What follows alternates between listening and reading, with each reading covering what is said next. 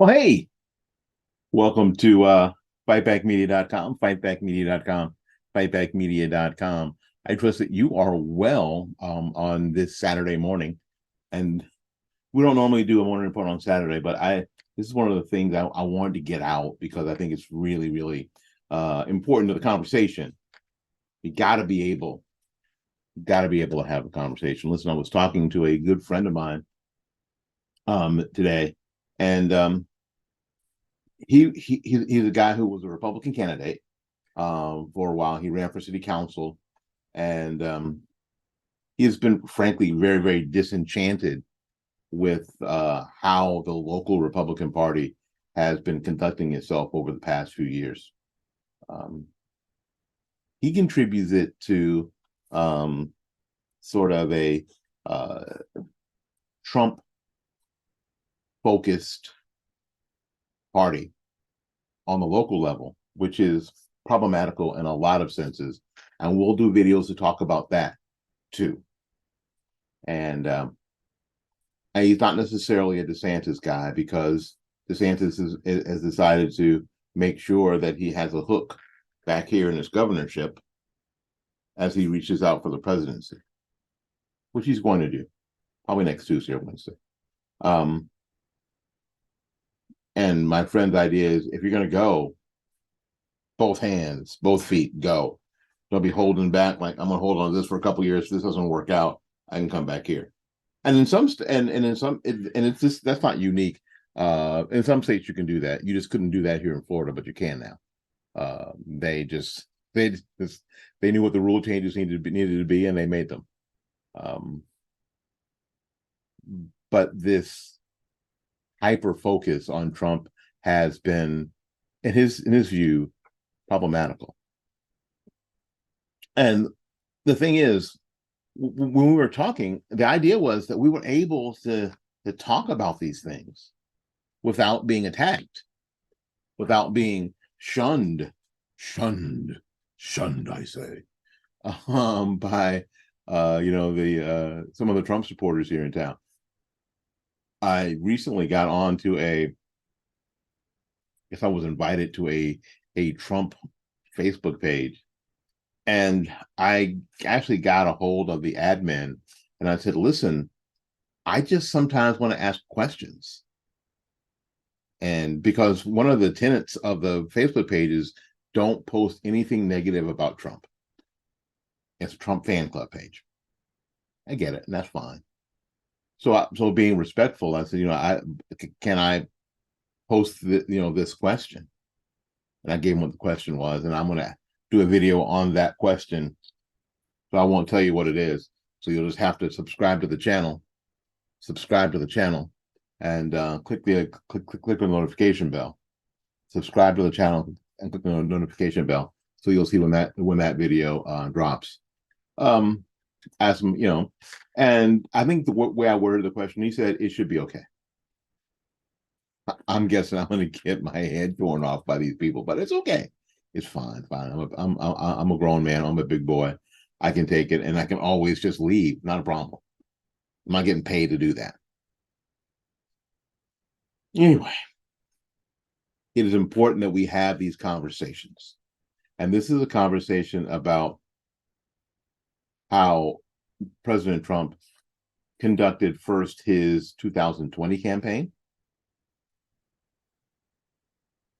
and how he seems to be conducting this one.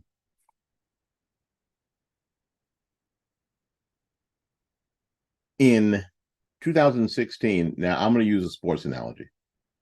I know how much you love, especially you ladies, love sports analogies. Love sports analogies. In 2016, Donald Trump ran the ball. He ran the ball. He ran the ball right between the guards, right up the middle of the field, at the strength of the defense. Just ran the ball straight up the field. Took the defense by surprise and just became this offensive juggernaut. Just ran over people. Right? And that worked. in 2016, I think there was funny business going on for sure. I think there was funny business going on.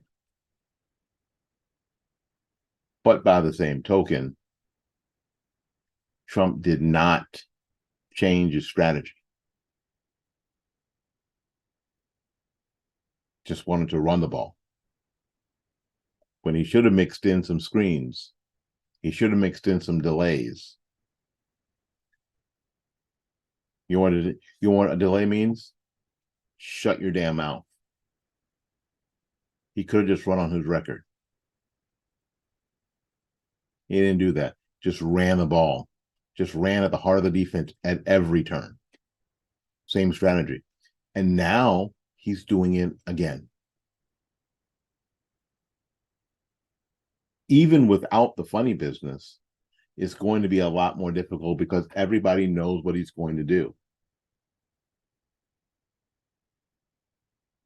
And what we all know about sports and football is that eventually defensive coordinators will figure you out.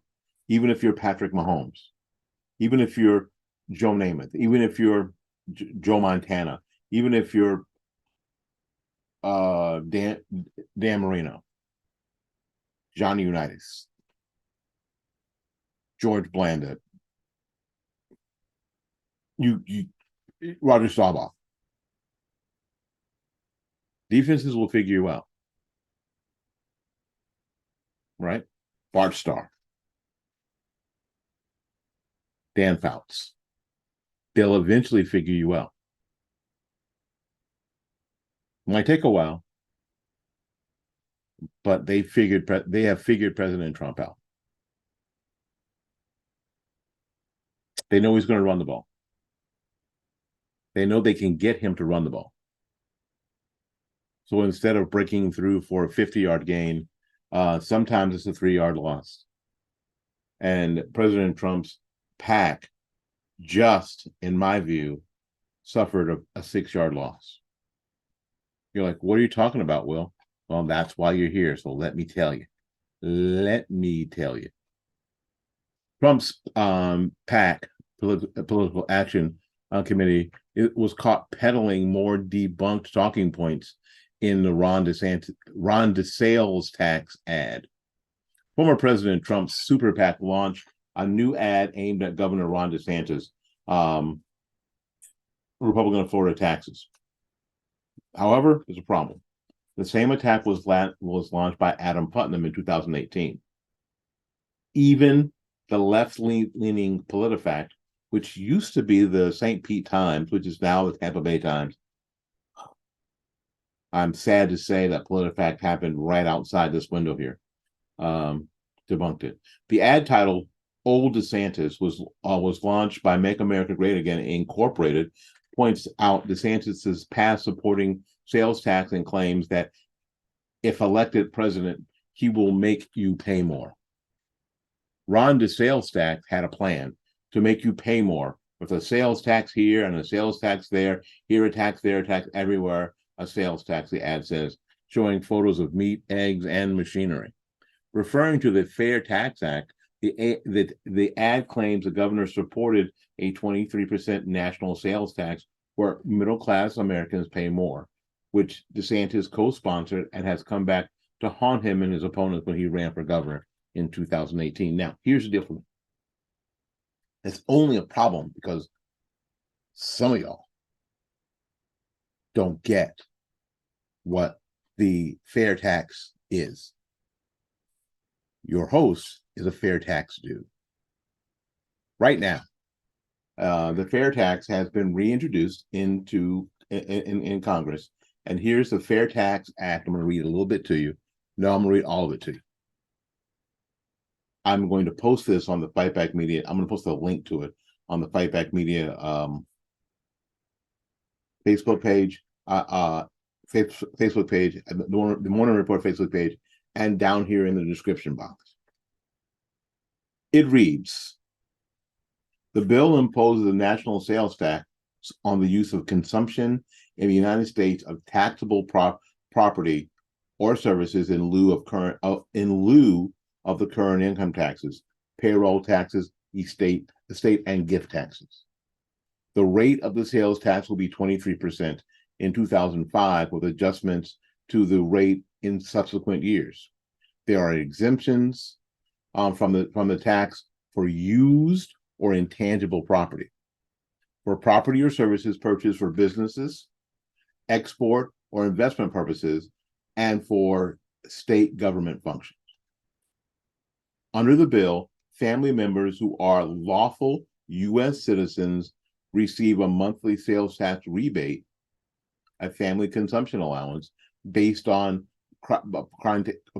based upon criteria to family size and poverty guidelines. The states have a responsibility for administering, collecting, and remitting the sales tax to the Treasury.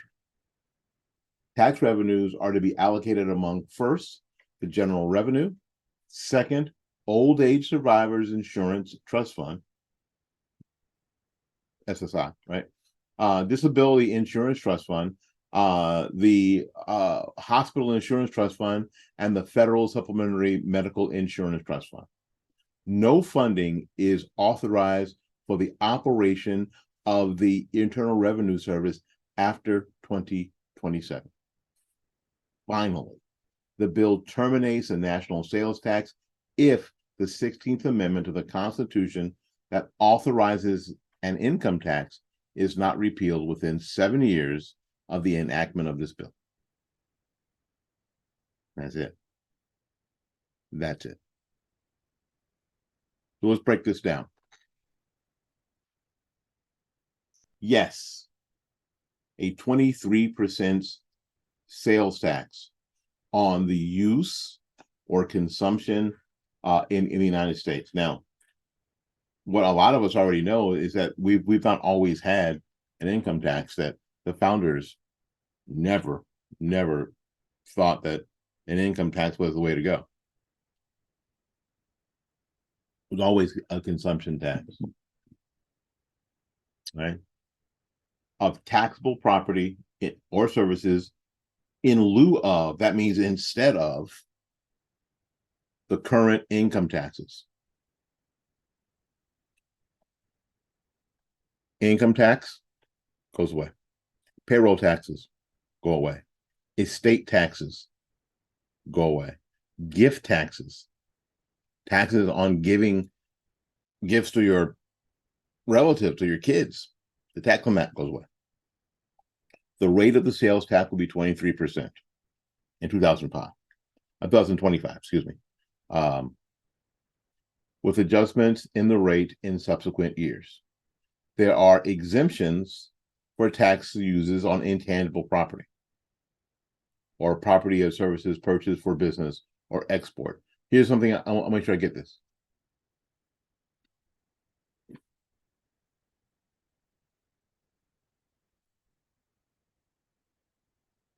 This is for new stuff. New stuff. New stuff. And there is a rebate, because there will be sticker shock on a loaf of bread. There will be, kind of like you've already experienced with eggs. There'll be. So this would make, because we don't have a sales an income tax here in Florida, this would be like making America Florida. Even better though, that in, I don't know, in a few years, the IRS will go away.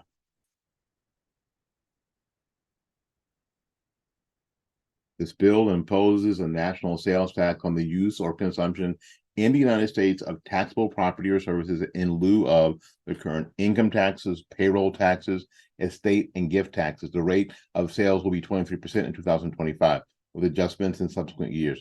There are exemptions, of course, right?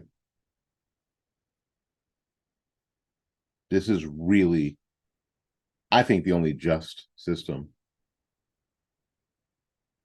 I think it's the only just system.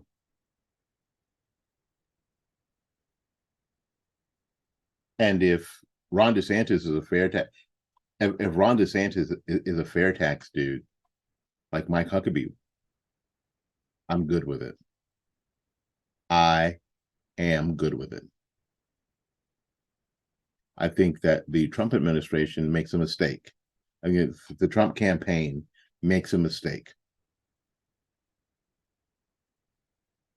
because the current system cannot be fixed. So you wonder why, or you should wonder why anybody who shows up who wants to disrupt the current tax system is attacked, and usually attacked by everybody. We saw it. I saw it the first time. Now there may have been other times. I saw it the first time with Mike Huckabee. You know, America, the Republicans and Democrats. We don't need a pastor, and we don't need a pastor as a president. It wasn't that he was a pastor, Baptist pastor at that, and a heck of a bass player. Got a Walburton bass, kicking, and the dude can play. And I know how that happened because they needed a bass player at the church, and there he was. Well, pastor's playing bass, playing really well. Thank you, Mike Huckabee. Mike Huckabee, fair tax guy.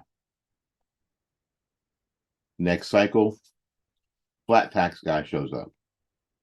Herman Cain. He's just a pizza delivery guy. He's a pizza guy. What's he know about running? He's just a pizza guy. He was the CEO of Godfather's Pizza. He wasn't out there delivering pizza. He was a CEO. Heck of a guy, too. I was blessed enough to actually meet and speak with on more than one occasion, Mr. Cain. And he said this, and it sticks to me to this day, and we say this in our house once a week. Stupid people are ruining this country. People who don't understand, who can't understand in this 999 plan that 9% of $100,000 is a lot more than 9% of $15,000. So just because people are paying the same percentage doesn't mean that the people who are on the lower side are getting screwed, because they're not. We need more taxpayers. That spreads out the burden. That's a good thing. So you wonder, and now this. So you have to wonder why people who are there to disrupt the tax system, the current tax system, are roundly attacked. Well, because the lobbyists, all of Avenue K is set up for lobbying, and all lobbying so their industry fares better in the tax code. Think about all the cottage industry of tax attorneys, people who just practice tax law. That's all they do. Tax accountants, people who just do tax accounting. They don't have time to do anything else. A lot of really powerful people, a lot of really wealthy people, and they don't want this to go away. They don't want it to be simple. They don't want it to be easy for all of us. Because what about them? What about their industries? Whenever something becomes an industry, we'll never get rid of it. And when people and then when the government will have to simply operate on the money it has. When it benefits the consumer and really benefits the government when a store has a sale. More people are likely to buy the product and have to pay the tax on it. If it's new, we're good to go. And it's only for new stuff. So that secondary, not black market, but that gray market of stuff that's being traded on Facebook Marketplace or Craigslist doesn't count. Or the store that just sells secondhand merchandise. Starting to look good, isn't it? Starting to look good. Listen, let me know your thoughts, please, about if you're a fair tax guy, if you're a flat tax guy, if you are a regressive tax person like the system we have now. They say it's progressive, but it's not progressive, it's regressive. Um, Tell me what you like about it. Pick a system, tell me what you like about it, tell me what you don't like about it. Can't wait to continue to have this discussion. So until we see you again, go out there and learn something, love somebody, and for goodness sakes, y'all take care of yourself. We will see you when we see you. Bye-bye now.